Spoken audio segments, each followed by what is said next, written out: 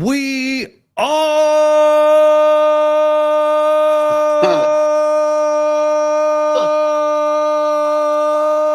live, everybody. Woo! Man, feeling good. Feeling good in the neighborhood.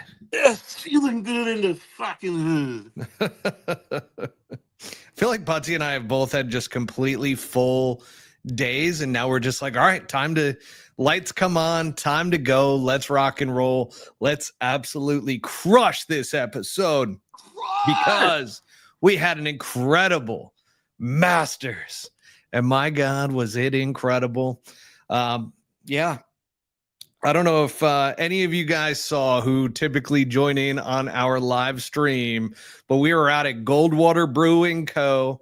And by the way, you could tell that I was drinking because it kept trying to say brewery, but with an ing at the end. I'm like, brewing. It's like, no, it's brewing. Just completely messed up out there. It was a great time though that we had, and I've got the towel behind me, folks. I got to tell you, between the shirt and the towel, this is what's on the back of the shirt. That's pretty good. It is so sick. So between that and this shirt, you can go to Goldwater Brewing. I think is it just goldwaterbrewing.com? I don't know their actual website. Thank God this isn't. Brewing. Oh, no. And now it's going to fall off the wall. Hang on. Here, you fix that. I'm going to Post Malone my hat a little more.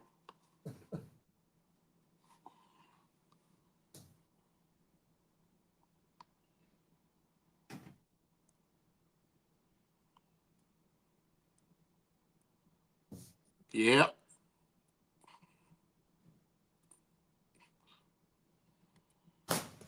Okay, close enough anyways. My goodness. Did not expect that to happen. But I also didn't like, it's those double-sided, like, are the, what are they called? They have like the Velcro on them, like on each side, and they like attach, but it's supposed to be instead of like nailing things to the wall. But my problem is, whenever I've used them, they literally will, like, when you go to take it off, it'll like rip the paint right off of the wall. So I'm trying with this. Hopefully it doesn't fall down again, but I'm trying with this so that when I take it off, there's not the damage to the wall, so to speak. Paint friendly. But yeah, we were out there at Goldwater Brewing. I believe it's goldwaterbrewing.com, or hang on, I can't. Goldwater Brewing Co. Yeah. You just Google it, folks. Google it. And they're selling the towels online. They're also selling the t-shirts online as well. Absolutely sick. It was an awesome event too. That's why I actually purchased all this stuff because I was like, guys, I want it because we were there, because we did the podcast. So I wanted to show my support for all of those guys. All right. You ready to get into it? Looks like we've got a bit of an audience here tonight. So without further ado, let's kick it off in 3, 2, 1. Welcome back, everybody, to Pull Hook Golf, the podcast. I'm your host, Matt Cook. We've got tonight with us Mr. Butsy himself as the co-host. And my goodness gracious, do we have a great episode for all of you, because this is the 2025 Masters recap episode. And it was an absolute journey of a golf tournament, ups and downs. It was like a roller coaster. We're going to be getting into all of that. But before we do jump in to the episode, we do want to give a shout out to our sponsors, Devereux Golf. That's DEVEREUX golf.com. Make sure to utilize the promo code PullHookGolf20 at checkout for 20% off your entire order at DevereuxGolf.com. And folks, also go over to Goldwater Brewing Co. and get yourself, oh my gosh, how did you get that? Oh, I'm so jealous right now. Have you always had that? I have a few of them. Oh my God. We need one of those for the studio. Yeah. Oh, you sandbagging son of a gun, you. That's pretty freaking cool. That's the Devereux skull. 16 at Waste Management. Oh, that's pretty sweet. For their booth. Yeah, I love that. Now, Goldwater Brewing Co. That's where we did our Masters viewing event on Saturday. Huge success. Tons of people came out. I was hanging out with a lot of our audience members afterwards, just kind of going around from table to table and kind of mixing it up a little bit. It was a lot of fun out there. But they have these towels for sale, shirts for sale if you go to their website, Goldwater Brewing Co. So great stuff out there. They had 2 beers that they made specifically with Devereaux Golf. I'll tell you what, the Peach Hazy IPA or the Peachy Hazy IPA, I don't know which way they went with it, but man, my God, did that just mess me up. It absolutely messed me up. And we've got some audience members tuning in as well here tonight. We've got JBTN23. What up, fellas? We got Truck Golfer chiming in with a good evening, gentlemen. And, did we get any practice in? I have not had that much practice. However, we did play some golf, Butsy and I, late Sunday. So as the Masters was wrapping up, thank God for the Masters app, because we were out there on the golf course, and thank goodness we were, because we were yelling and screaming and having an absolute blast with everything that transpired down at the end of that golf round and playoff. So let's get right into it, though, Butsy. Let's start off with the tee-off report, just like we always do with these episodes.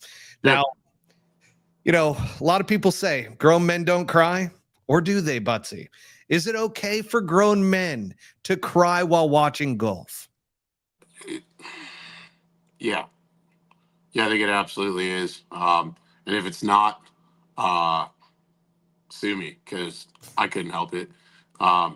Yeah, there was all kinds of things that came out today making fun of that, and all these wives like, I don't understand. My husband's completely captivated by Rory McIlroy. He's got tears in his eyes. And I'm like, well, that's because there was nothing triumphant about your wedding. Like, this is triumph here that all men can kind of relate to, I think, on some level, and overcoming like that battle, you know what I mean, and getting it done. For sure. And the lineage and like just what this guy's been going through. And I saw some other comments that, were like, well, this guy's rich. He's not even on your level. And they're just idiots, dumbass fucking comments. But yeah, grown men can absolutely cry. And the same thing happened to me in 19 when Tiger won.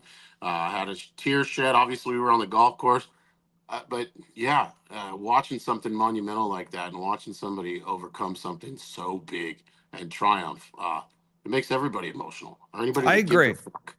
100% fully agree with you. I feel like it's fine to cry, especially at a golfing event, because especially if you've played competitive golf, you know what it takes to play at such a high level.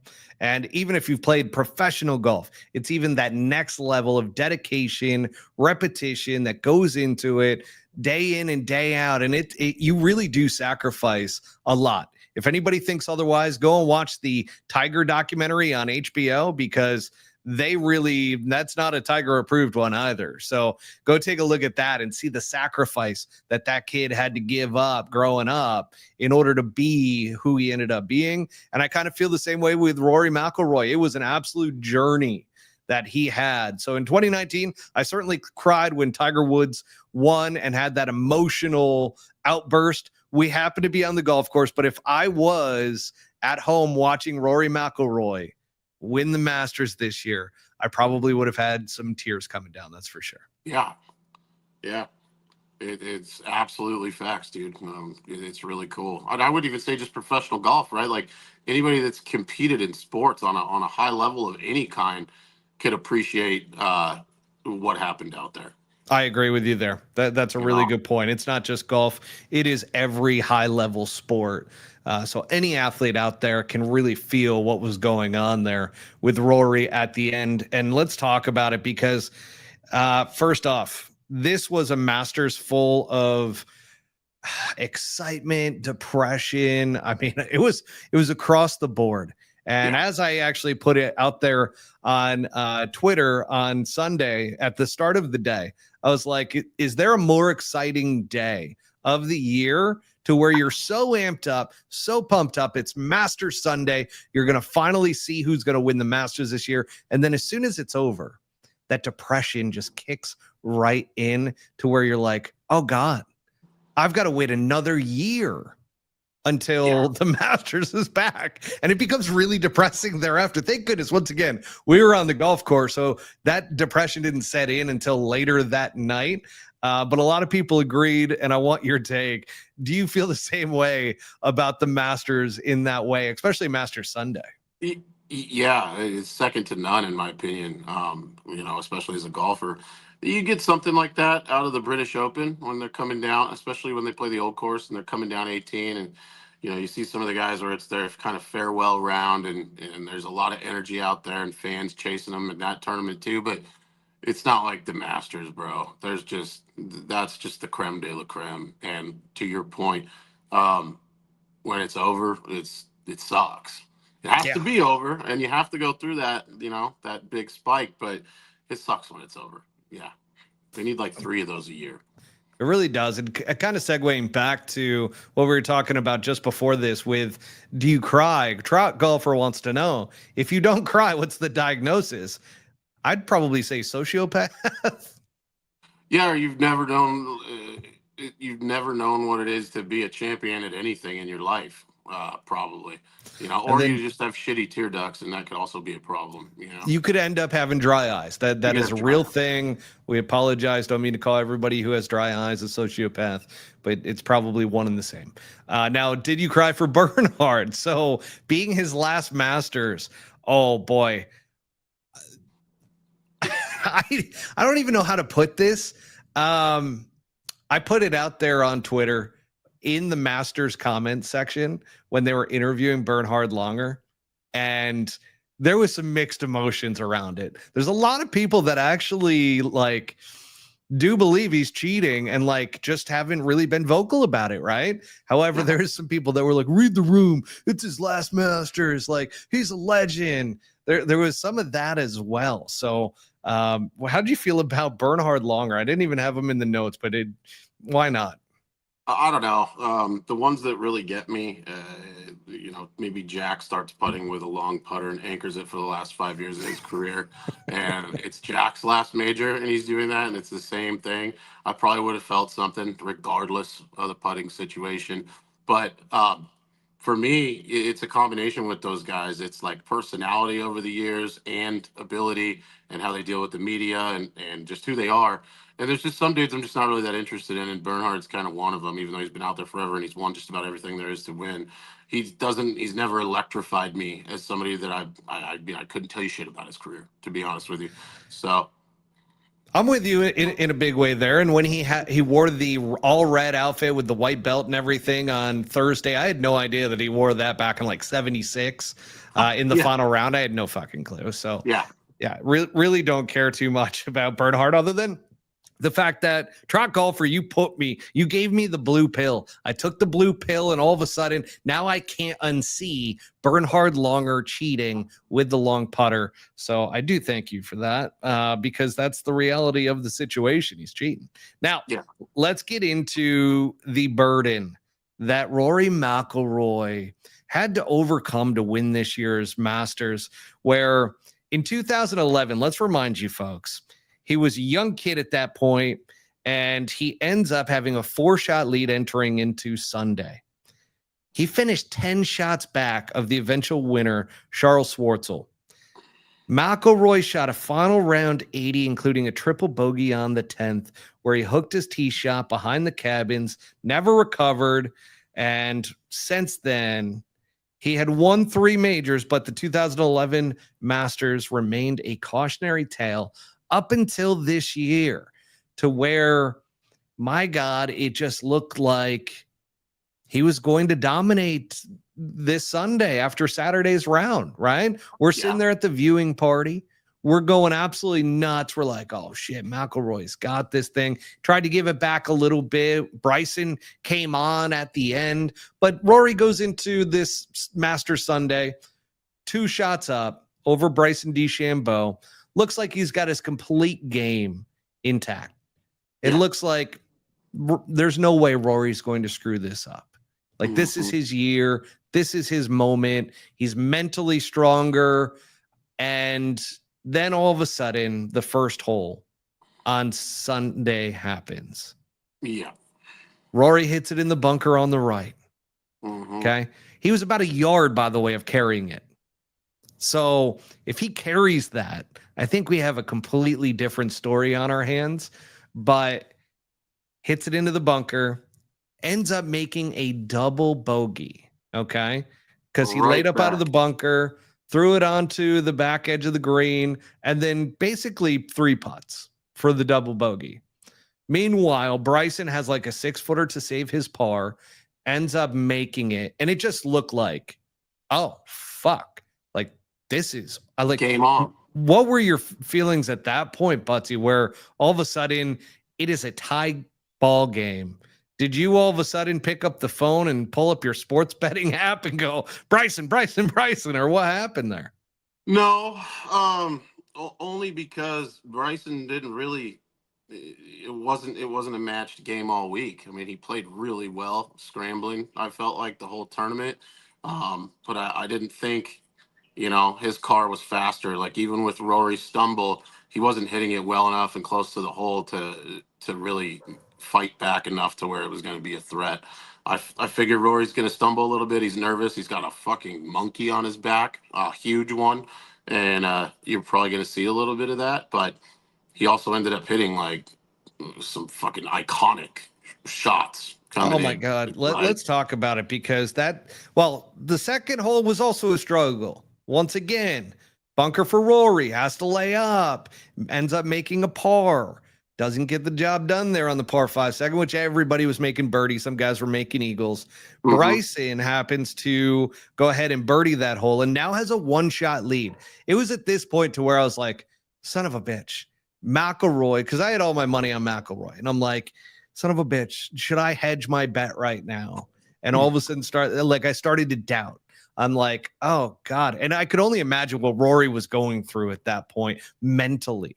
Yeah. Like, don't fucking do it. Don't do it. This is not, I know better. I can do this. My game has been great all week. And then it all changed on hole number 3 when Rory birdies it. And I really think this was the big boost to Rory with Bryson is that he ends up birdieing the 3rd hole. Yeah. Bryson 3 putts for a bogey. And all of a sudden you're sitting there going, wait a second. What the hell just happened? Rory's back in like not only the lead, or now all of a sudden he's got a 1-shot lead. You've got another 2-shot swing and you're like, oh my goodness. Then he goes on to birdie hole 4. Okay. Mm-hmm. That par 3, he sticks it to 9 feet. I went back on the Masters app and rewatched this before tonight. Hole number 9, birdies it, sticks it to 7 feet. Now, during that time, Bryson's struggling, right? However, back 9, this is when I really, really started to think he's going to run away with it. Hole number 10 on the back 9, he birdies it after striking his approach to 15 feet. Again, it looks like the tournament is absolutely over. Hole 11. All of a sudden, little leaky. He ends up, the drive wasn't good. It was out to the right. Then he had to, play a little shot that should have gone in the water realistically. Ends up hanging up and then pitches that. And it wasn't a great pitch. He left himself probably about 12 feet, 15 feet. I didn't even look at the actual footage on that one.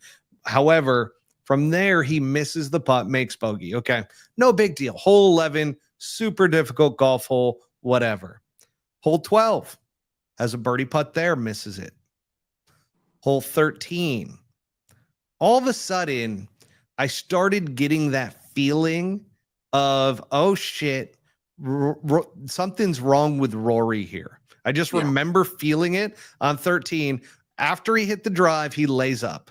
And he's got that wedge in hand from a side hill slope. And I'm just going, what's going to happen here? All of a sudden, he leaves it, the face open, blocks it out to the right, Rays Creek. At that point. Covered in piss. And then he misses the putt, right? He almost gets up and down, misses the putt, leaves it on the high side. And up ahead, 3 holes ahead, Justin Rose has just stuck it to 6 feet on the 16th hole. And he's got a birdie putt to tie. Rose makes that birdie putt. Comes back to Rory all of a sudden. Now you got Rory on 14. Makes a bogey. Okay?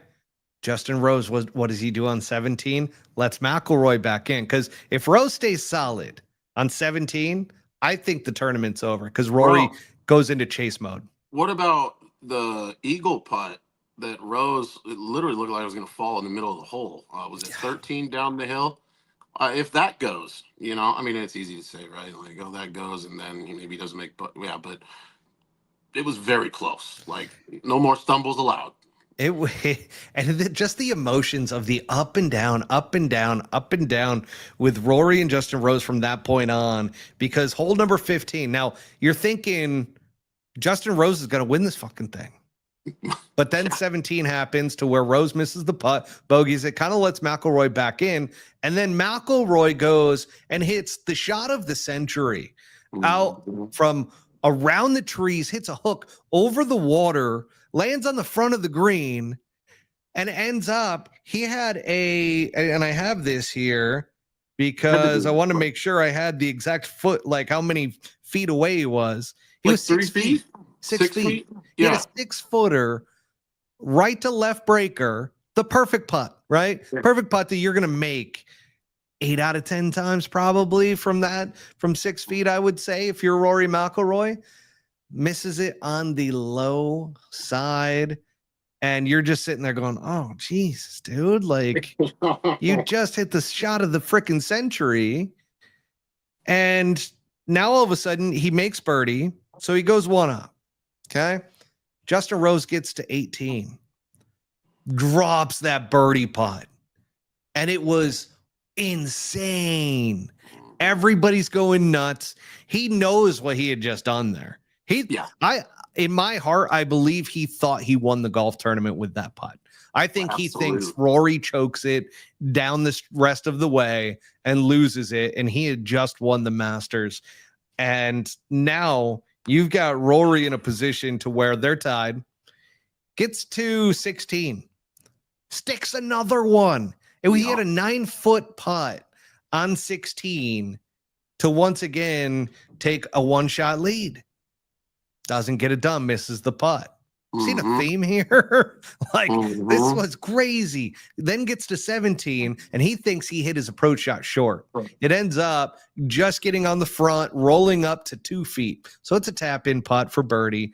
Thank God, because otherwise I don't think Rory gets this done. Taps it in for birdie. He's got a 1-shot lead going into 18. 18, we see him with the wedge in hand for his approach shot, and sure enough, blocks it out to the right.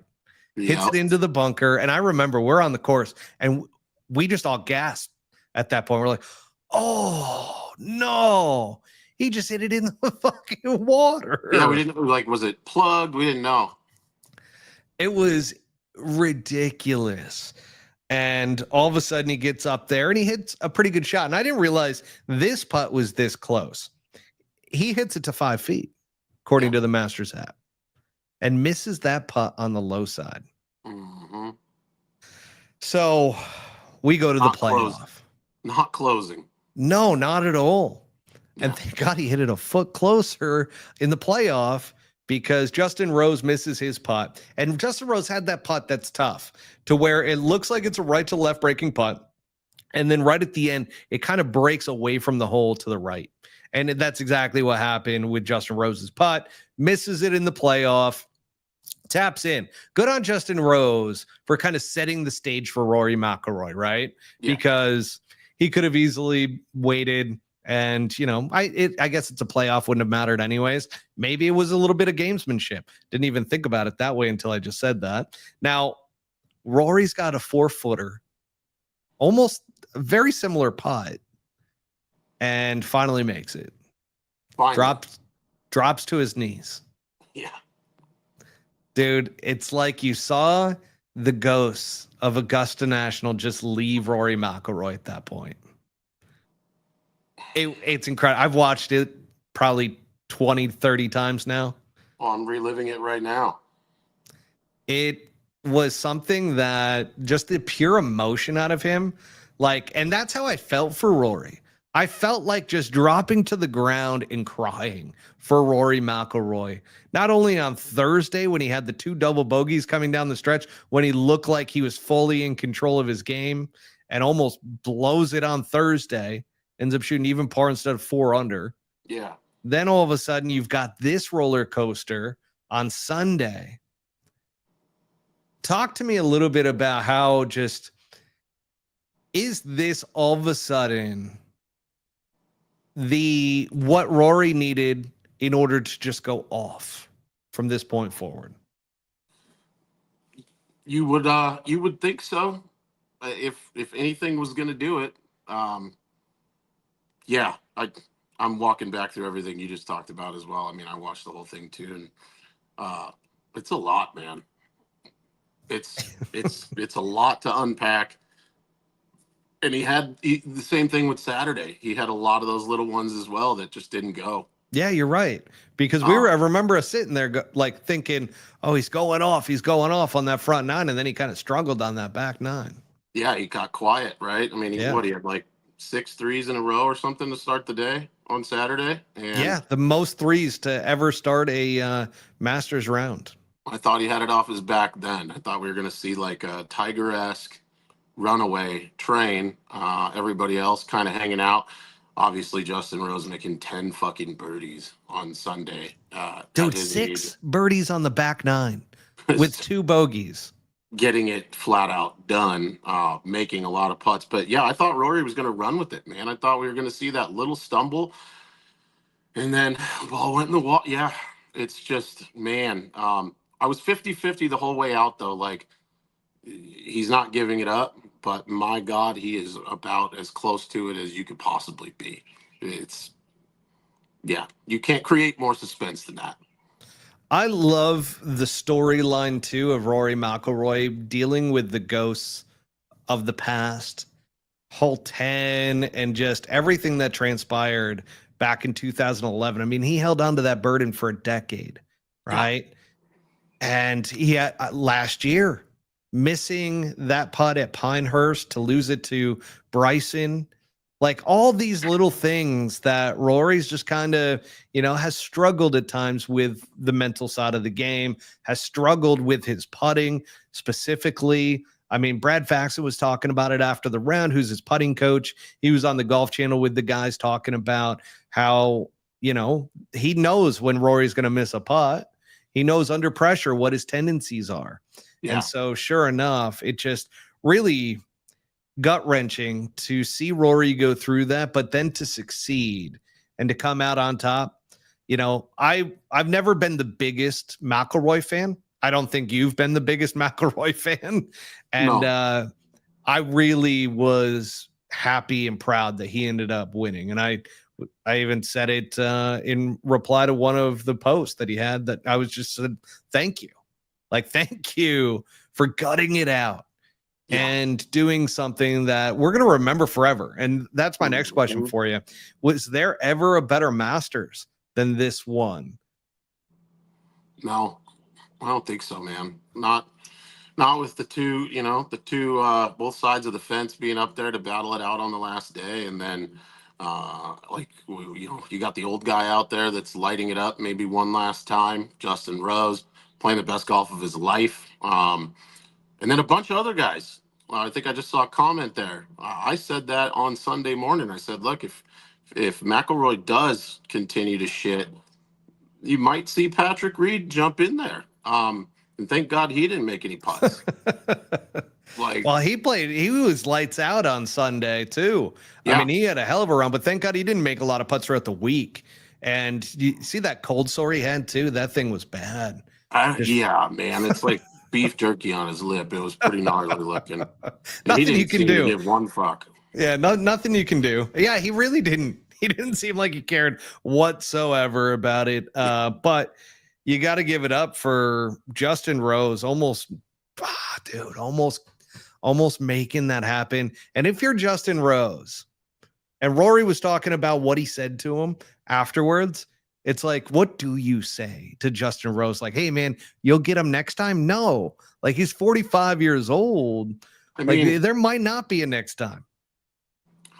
he looks pretty spry still. I think he's got a couple more years, and just like we talked about before the Masters this year, that guy shows up there like every time. So he might have a couple more years to jump in there. I mean, who knows? But yeah, it's going to be tough to top that Sunday performance. Yeah, I agree with you. His 2 middle rounds, man, are what screwed it for him. He didn't play great on Friday, didn't play great on Saturday. Mm-hmm. So, and Trot, that's pretty funny. He says that pre-shot routine is painful. Justin Rose. Yeah. It works for him though, man. It really does. And he tends to make a lot of clutch putts too. I was surprised he missed the par putt on 17, but obviously came back, made that big, huge birdie putt on 18. And then in the playoff, like I said, that putt has fooled guys for ages. So I was not surprised to see him miss that one on the right side. He was the only one I saw all Sunday that, with the coverage that actually looked like they were making clutch putts. Yes. There was nobody else really doing that. Birdies. That's what I'm saying. Like, nobody else was really, Reed had a good up and down on the par 3, But that was the other thing. What's that hole? Water short. Everybody hit it in the bunker or over the green, I felt like. What's that, 12? Is it 12? 12's a par 3. Yeah, Reed hit it long in the bunker. I mean, there was a ton of guys over the green there. You just can't miss it short on 12. That'll be the end of your day, hitting it short on 12. Yeah, so I feel like struggle there. Yeah, I feel like everybody has taken Jack Nicklaus's advice that the shot on 12 is over the center of the bunker because you have the bunker behind, you have the bunker in front. And if you go right over it, if you hit a perfect number, great. If the wind's swirling and you get screwed by it, it ends up short, it goes in the bunker. Or if it ends up being pushing it and making it go long, you end up going in the bunker. Mm-hmm. Left, you've got the azaleas on the left-hand side and the bushes to where you can end up getting screwed. It seemed to spit out every golf ball that went in there this year. I literally felt like there was a guy back there that just underneath all the pine needles, just throwing the ball out. That's kind of what it looked like. And then on the right-hand side, you just can't miss it short on the right-hand side. You just can't miss it there. Yeah. So that being said, let's get into some Bryson DeChambeau action here because heading into that final round, did you hear the story Colt No shared on the broadcast that Bryson the night before Sunday was walking around his where he was staying in Augusta, and he ended up finding some guys out putting and in the backyard on a artificial turf putting green that obviously was like an Airbnb they were staying at, and he ends up and goes and plays in a putting contest with those guys. I mean, how cool is that? If you're just out there kind of shooting the shit and all of a sudden Bryson walks up, he's like, hey guys, let's play a little putting contest. Yeah, I think it's something that he's embraced. Like, I think there's like old Bryson, if you will, and new him is as much as he works on his game, it's pure PR. And when the cameras are away too, it's like he's creating a story like that every time he tees it up now.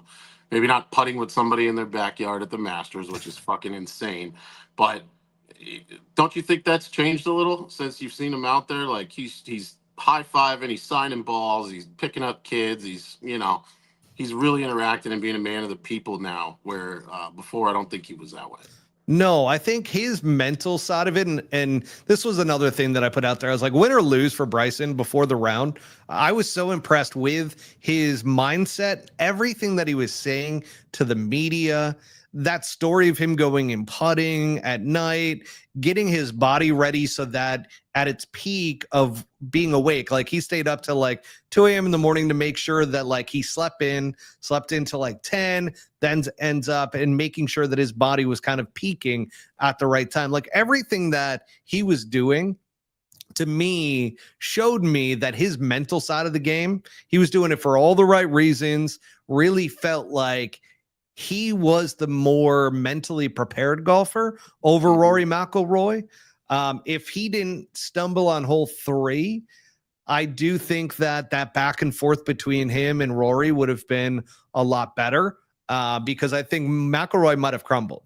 That might have been Justin Rose's tournament if Bryson does not 3-putt hole number 3 because Rory and Bryson, that could have gone back and forth. And even if Bryson doesn't play well, but I mean, look at all 4 rounds with Bryson. Okay. For the people that are like, oh, Bryson choked. Bryson didn't choke. Bryson didn't have it this week. No. Like you mentioned it early on in this episode that, his scrambling was phenomenal.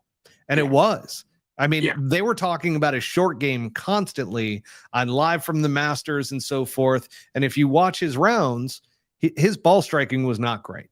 No, was not great at all. Tug hooking it or blocking it. And then the numbers were just way off. Like, the whole tournament, pretty much. Yeah, and I think I agree with what you just said. He fell back enough early in the round on Sunday that it was just one less thing that McIlroy had to worry about. Agreed. And also, I like the language that he was using too throughout with the media and everything, that he's like, I'm up for the challenge. Like, I love being in this position. With opportunity comes, adversity. And I love just being a part of this. And like, I'm really excited to be with the fans tomorrow and everything. Like, everything he said was so spot on to how you would want to approach this tournament. Where like with Rory, it was a lot of just like, man, the tension and stress of, having to win the Masters in order to like prove himself and to get that monkey off of his back. That was a lot of the Rory McIlroy type of talk. So out of the two, I thought Bryson, hands down, was going to have the better mental performance throughout the day. But that did kind of turn a bit when after the round, we kind of heard something a little uncharacteristic out of Bryson DeChambeau with the media. So he got interviewed right afterwards. And of course, they started asking him some questions. And people really got on golf.com about like doing a hit piece on Bryson, because they cut to like almost the entire interview outside of 2 questions that were asked, which is, did you talk to Rory at all during your round today? And then, have you spoken with Rory after the round? And both of those were, he didn't talk to me. Yeah. And then all of a sudden, that a little weird though. There were within the answers. Oh yeah, because we'll just get knocked out of this in a heartbeat with the TV. Yeah, sorry about that. Okay, so that being said, Bryson, there were like, I watched the entire interview, and with Bryson, there just was this kind of attitude that was the old Bryson to me. Wasn't the new Bryson. The Bryson that is media savvy, says everything correctly, has PR training, like wants to be a fan favorite, all of that stuff. I really felt like in that interview, in that moment, it was the chippiness. It was the kind of the baby side to Bryson. Yeah, a little whiny. Exactly. And even with the answers that he was trying to be positive about, still came across really whiny to me. Like, I'm great. I'm so excited for my future. I love my life. And like all these things, it's like, oh, okay. Like, why are you telling me this? Like, I don't get it. And just the vocal tone that he was using for it was kind of whiny, like you said. So my question to you is, do you think we saw the real Bryson there? And do you think that let's just start with that. Do you think you saw the real Bryson there versus what we normally get now with him in front of the media? Yeah, I mean, I think it's always there. I just think it's a lot harder for that to be exposed. He's learned to control that really well because he knows it's not good for his game, and it's not good for being melted by people all over the internet, which he doesn't really like. It's not his thing. He really, really, really wants everybody to like him, and he's buried that guy. So, yeah, we definitely saw it there, though, and it's obviously still in there. And people can change. That's something that, like, if he's working towards something, like, people will call him fake all day because of that. Like, I saw it a lot on social media. Oh, he's so fake. So, like, look at his real answers. That, to me, I see 2 sides of Bryson.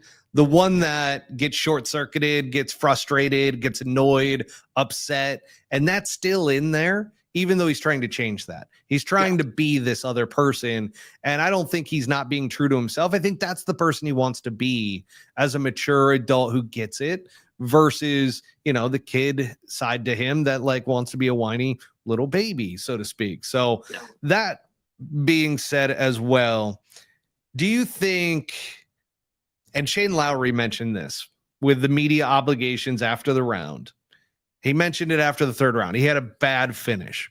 And he basically told them, he's like, listen, I'm pissed off right now. I don't want to be talking to you guys.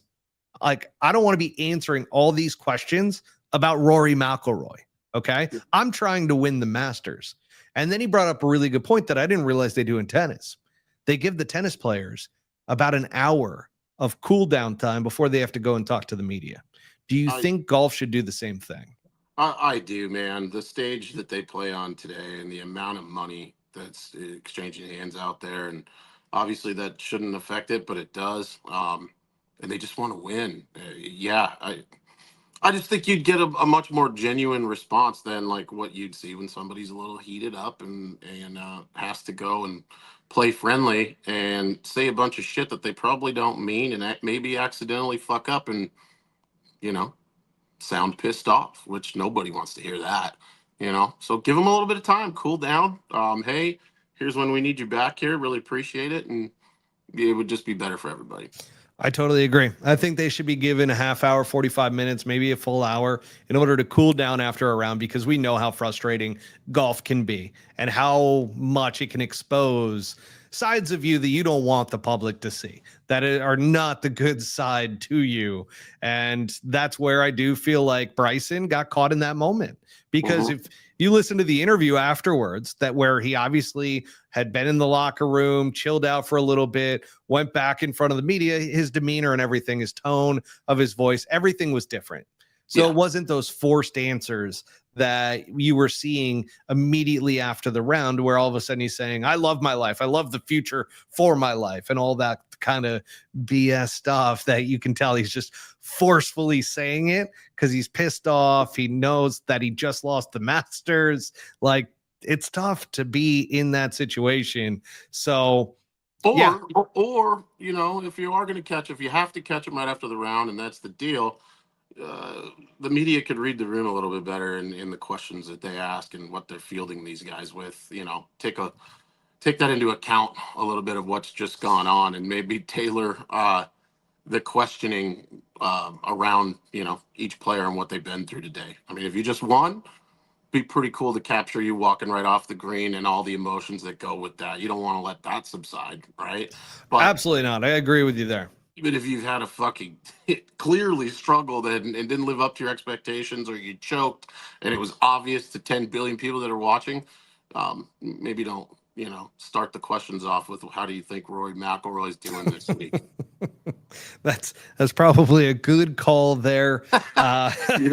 You know, and then we don't have the Colin Morikawa situation either from a couple weeks back. He even had to be answering that to the media. You can tell when you get under the media's skin, because Colin Morikawa still had to answer those questions at the Masters this week and still was defending himself.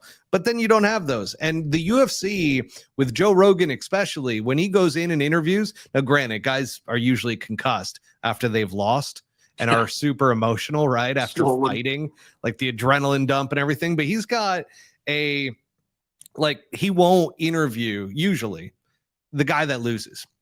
He's got a thing to where he'll only interview the guy that wins, unless he realizes, hey, this guy, we should interview him. Like, there's the rare occasion that he does it, but even then he always talks about how he doesn't like to do it. And I feel like golf should be the same way.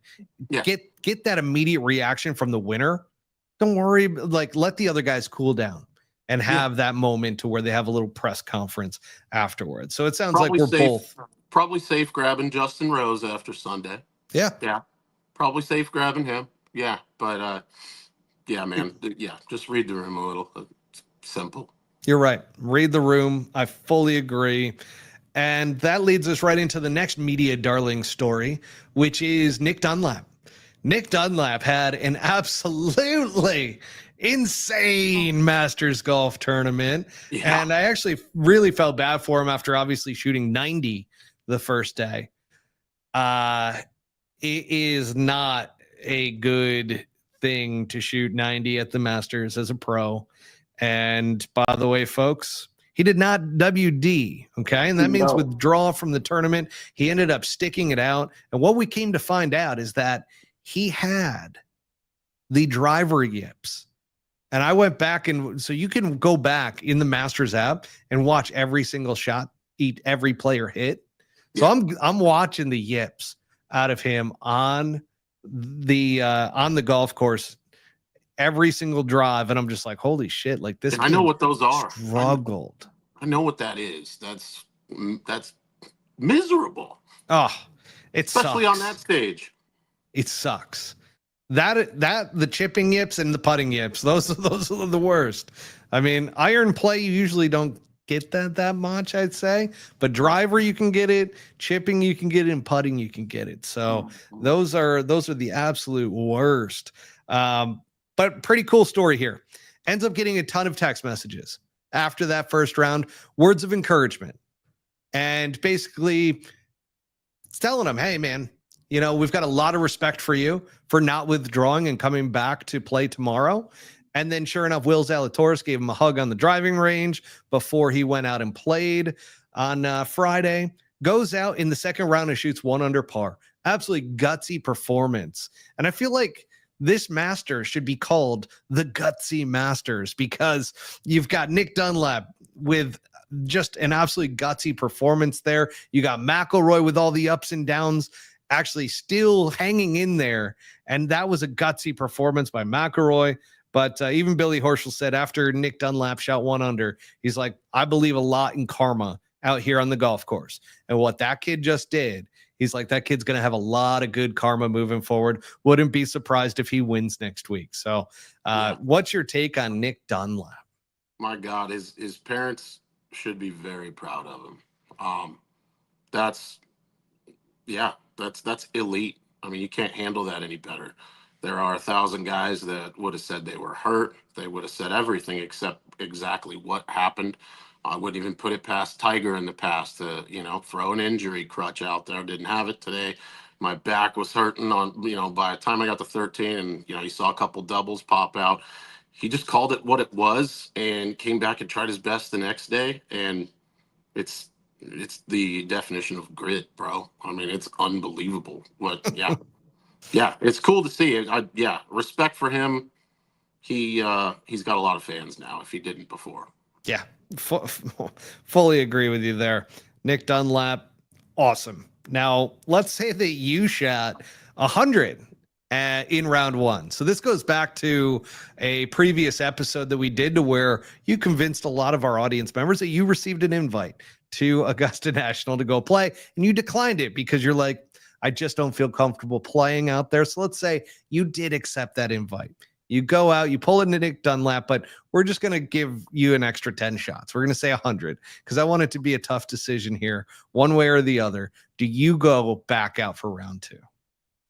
Yeah, if I would have committed, 100%, I'm going back out there and no shit. I'm definitely going to play another round at the Masters. I kind of was thinking about that too. I'm like, it's another round at Augusta National. Like, why wouldn't you, outside of an ego, right? Like, you got to let the ego go at that point and be like, all right, I shot fucking 90 or I shot 100. Like, it doesn't matter at that point. There is no winning argument from a hater at that point anyways, because they're not there. That's a good point. And you are. So I could have shot 140 on the front 9 the second day. And as long as I didn't run out of balls, I'm going to keep going. And it's going to be miserable and I'm going to be covered in sweat and there's going to be people laughing at me and I'm probably going to be breaking shit. I'm sure I'll get really mad, but yeah, I mean, and think of that story, shoots 100, goes out, gives it another go, shoots 205 in the second round, and you're never coming back. But it's a story that you'll never forget. Absolutely. And it's one that you could share for a long time. You can really talk about that experience. Now, LIV Golf, they underperformed at the I think it's safe to say that they underperformed at the Masters, okay? Like, 2 players in the top 10, which we talked about. The over-under was 3.5. Well, we set it at 3, basically, right? Yeah. So 2 players, that was the under. So I hate to say it, but I was correct on that one. I love to say it. So we had Reed and DeChambeau in the top 10. Only 5 players in total were in the top 20, which in addition to Reed and DeChambeau, you had Watson, Rahm, and Hatton. And then only 7 players in total made the cut, which you add in Neiman and Charles Schwartzel. Okay. Is it fair for fans to expect more out of LIV Golf? I don't know what you mean by that. Fair. Is there a fairness? Like, it's golf. I don't know. That's tough. I mean, they could have played better and we'd have a different story. So yeah, I thought that they would do better personally as a fan. Yeah, you had Brooksy. Brooksy didn't make the cut. I did, and I thought Cam Smith might rumble around, and I even thought that old Phil, we might. I'm not going to say he's going to put on a Rose performance, but something decent. Yeah, and they all kind of fell away. So I expected more, but if they were playing again next week, I wouldn't feel any different. I would still have them playing well. Now, Truck Golfer's asking how many TGLs were in the top 10. And by the way, we had a segment that in the previous episode as to how, who's going to have more players in the top 10, TGL or LIV Golf. Now, a lot of people that were LIV Golf fanatics were saying LIV Golf all the way. No chance TGL. However, TGL had 20 players in the field. LIV Golf had 12. TGL had 4 players in the top 10. LIV Golf obviously only had 2.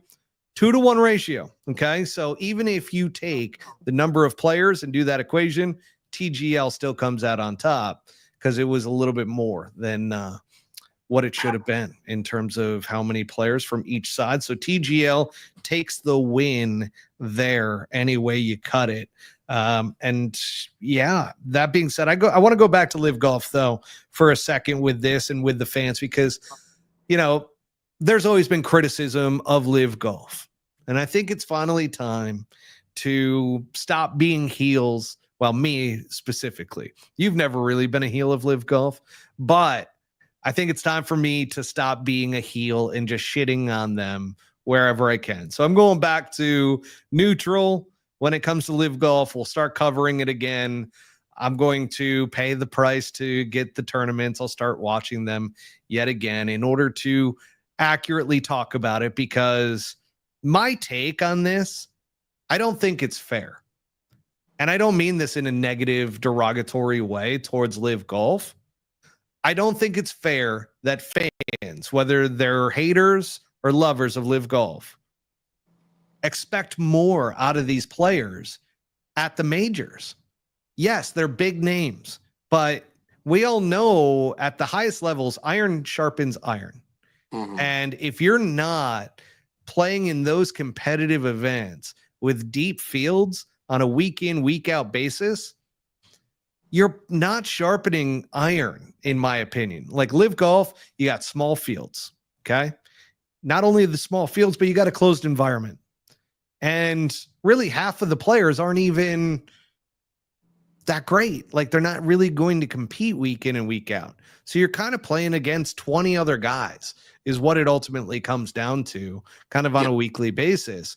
And it's just like, I don't think a lot of them take it that serious. I think they love to say it. I think they're kind of forced to say it on LIV Golf, but I don't expect them to come out and play amazing at majors. At the Masters, you expect some of these guys who have played well there in the past or have won previously, that they could have a chance to play well on a given week, like Phil Mickelson, for instance, because he's got so much history there and he knows the course so well. I also look at Brooks Koepka, Dustin Johnson. I've talked about DJ a lot. I love DJ. However, he's in retirement mode and he actually played well in missing the cut, in my opinion. Waco Neiman, he's just not a guy that plays very well at Augusta National. Obviously was very hot coming in, winning 2 events. But I go back to the fact that this isn't a knock on the LIV Golf players. It's kind of a knock on the setup of the league and everything It that is. if you don't have those big fields to where you get guys that are peaking, right? Yeah. You've got guys that they might be number 100th on the PGA Tour. However, they're peaking for a week or two and they're playing their absolute best golf. And everybody that plays golf at a high level knows if you get hot for a week, these guys are all super talented. Yeah. And that is only going to make the top players that much better. So that's where I just don't think it's fair to kind of knock LIV Golf for not having that many players in the top 10, 20, or even with the miscuts. They just don't have the depth to expect that. I see what you're saying. And yeah, I just wish it was more like American League, National League. Like if we just really had a twin tour where the fields were deep and there was another 70, 80 guys out there that you hadn't heard of or that maybe haven't got to the PGA Tour yet and they're playing on LIV. And you had this twin tour set up the same where guys do have to feel what it means to get inside the cut line on Friday by 1 to make the weekend. And like you said, iron sharpens iron. So going through that over and over and over again, you just have a bigger cream to rise, you know? Then it would be pretty exciting. And it's not that I hate the alternative tour, because I do like that. And I like a lot of the names that are over there. And I do want to watch them play golf. And I think that there is some things that are right about what the PGA Tour does wrong. But it needs to be the same setup. They got to figure that out. I agree. I don't love, I tried to get into the team format. Me too. Kind of understanding, okay, there's something else they're playing for. It's gimmicky, man. Like it's an individual golf tour. Like that's what it is. Like these guys can go around and wear the same outfits and everything. That's fine. Like I don't mind the team aspect, but to try to force the fan base into thinking it's all about the teams when it's not, that kind of gets to me. And then, like you said, having another tour isn't necessarily a bad thing. We've had it for years with the European Tour. Remember back in the day, the European Tour used to be almost as strong as the PGA Tour. I loved watching it.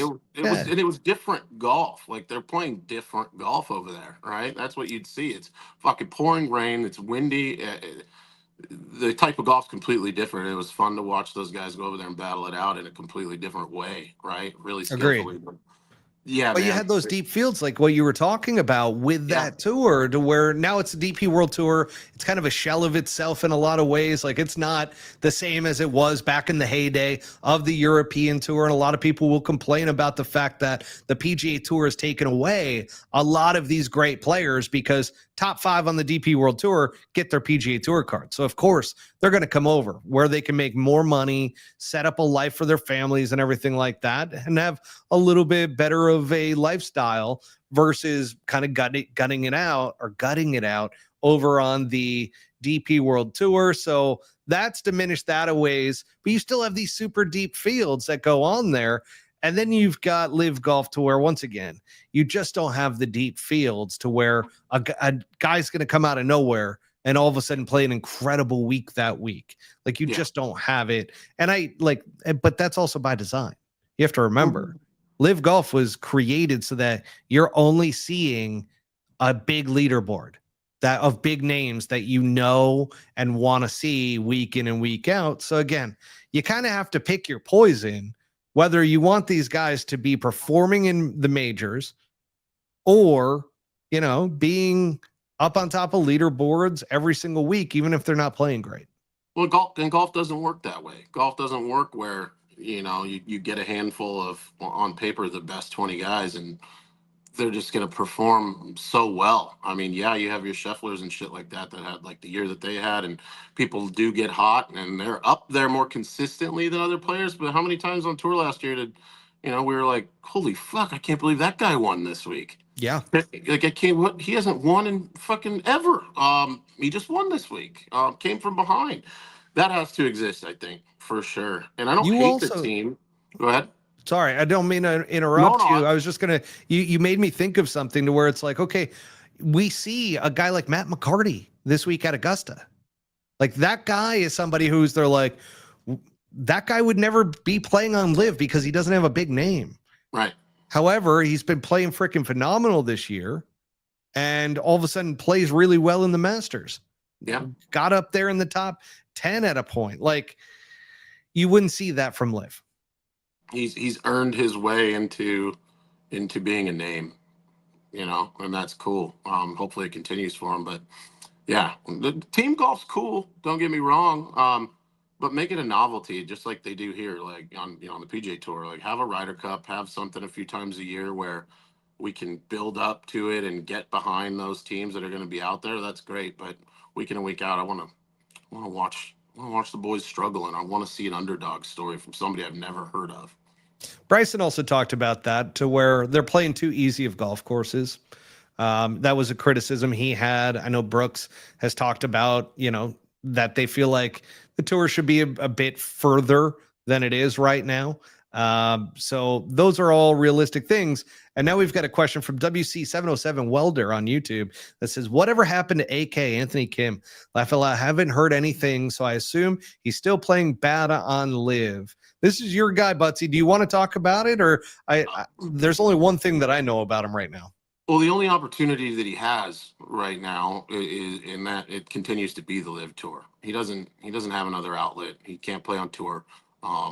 He has improved. I think he just shot, 66, 67 in one of the last rounds that they played. And he's obviously working really hard on his game, but I don't think he has a stage where, he can go show back up and become a tour guy again. I don't think so, right? Like, that's not going to happen. Even if he got good enough.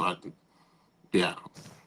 I mean, he's on a comeback trail. People don't realize how hard it is to be away from the game that long, not play, and all of a sudden get back to that level. Like, you have to realize these guys, like a Justin Rose, he's been in the grind ever since he was 13 years old, like, and not taking a single year off, and just constantly that repetitiveness. You take 10 years off, you're going to be rusty, and it's going to take you a long time to get that game back to where it needs to be. So give Anthony Kim some time. I would say if he ends up competing over the next 5 years, like the 5-year mark would be when I would be like, okay, is he ever going to be back to where he should be?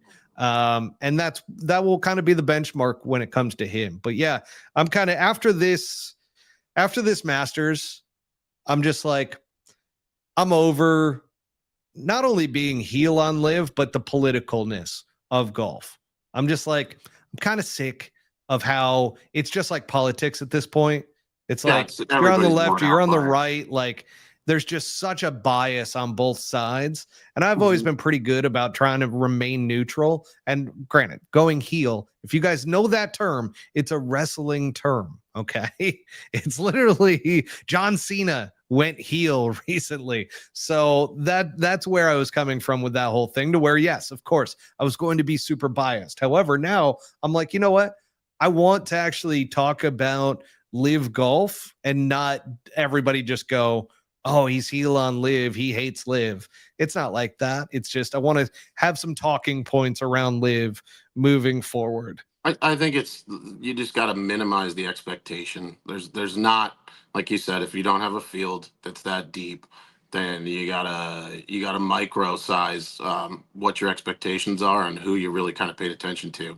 If somebody's in the top 3 out there week in and week out, probably worth talking about, paying attention to, because they still got to play really good golf to be that guy out there, no matter how easy the golf course is playing. But there's not 20, there's not 20 guys that you're excited about or that you can commend for their performance week in and week out. PGA Tour? Yeah. 20s, fuck yeah, there's 40.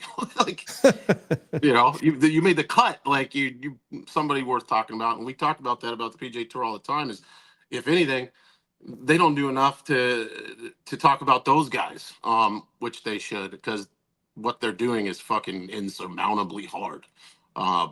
Yeah, and talking about that, let's give a shout out to our guy Brent Grant, who's going to be playing tomorrow. He's got an early tee time at the Corn Ferry event. So shout out to Brent Grant. Hopefully he plays a great week and starts getting back into the fold on the Corn Ferry Tour. But it's so deep. I mean, you look at the Corn Ferry Tour guys, and there's so many guys that can come up and compete on the PGA Tour. You just give them confidence and time. So it's like, when all of a sudden you remove the marketing behind some of these guys, promotion behind these guys, and so forth, and you just look at the play, there's some guys on the PGA Tour that are up and coming that, man, are playing unbelievable golf. And I know that's where a lot of the LIV side will say, oh, well, look at our leaderboard compared to yours. And it's like, hang on a second. You put these guys on LIV, they're going to be right up there on those leaderboards, because these guys, you might not know their names, but they're fucking great golfers.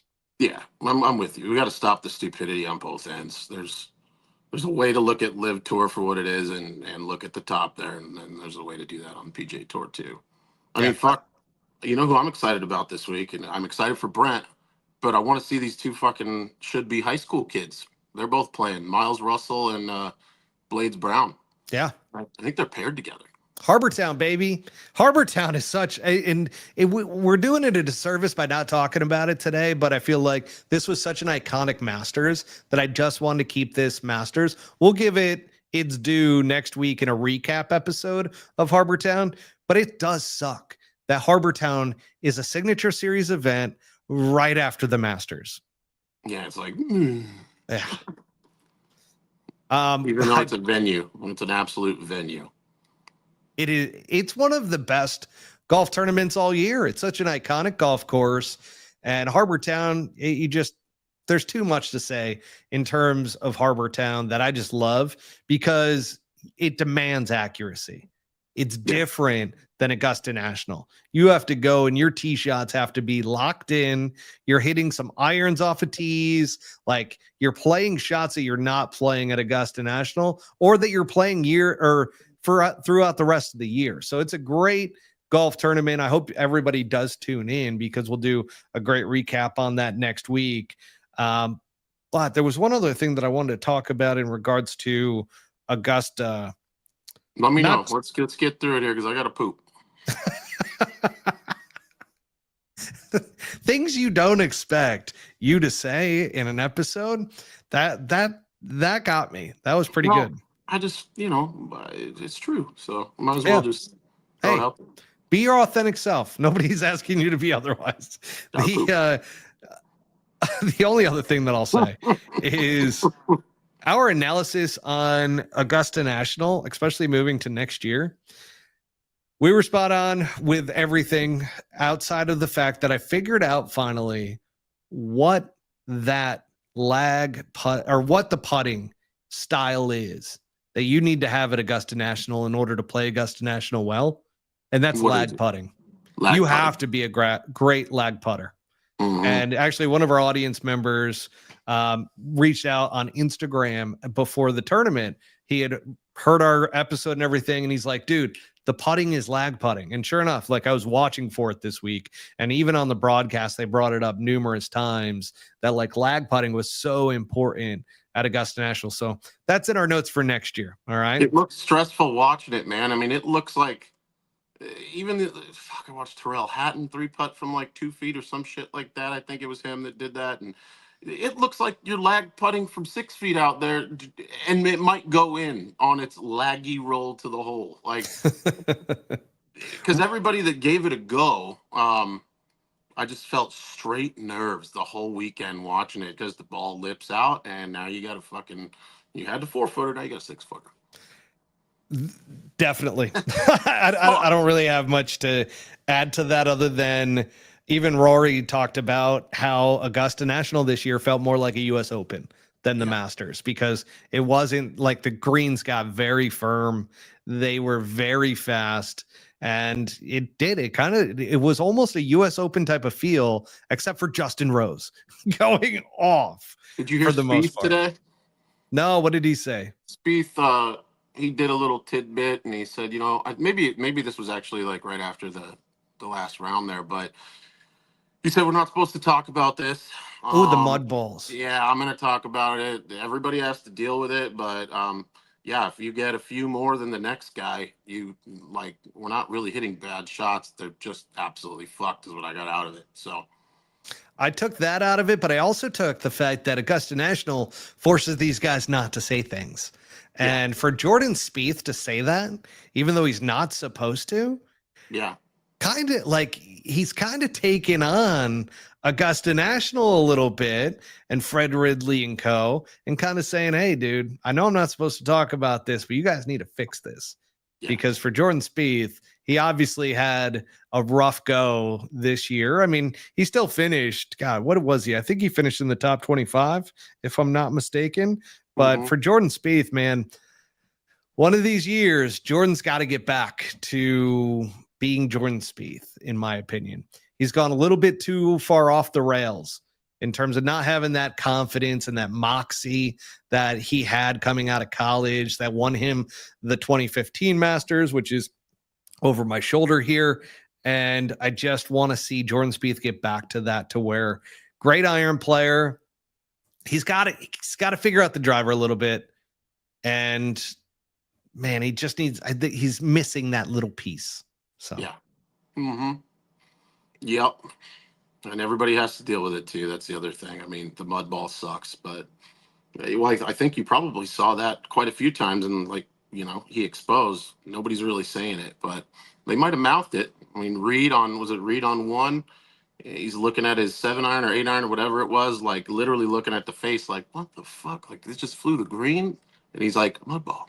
Yeah. Rory had a mud ball on 10, I believe, on Thursday. When he hit that, or it was either Thursday or Saturday. I can't remember which one it was off the top of my head, but he hit it in the bunker on the right-hand side, and he was telling his caddy, he's like, dude, did you see that thing flutter? And he got up to it too, and they showed him, and you could see him mouth, oh, I've got a mud ball. And so it happens, and it happens a lot, especially on 10, going down that hill, and it gets soft down there because it's very tree covered. Yeah. So it doesn't get a lot of sun. Augusta does have the ability, though, to make stuff like that go away. Yeah, you just firm it up, right? Like, you firm it up. You can also, they mess with the grain. This is something else too that I heard on the Smiley Kaufman podcast. And I'll just be really quick with this because I know you got to use the restroom.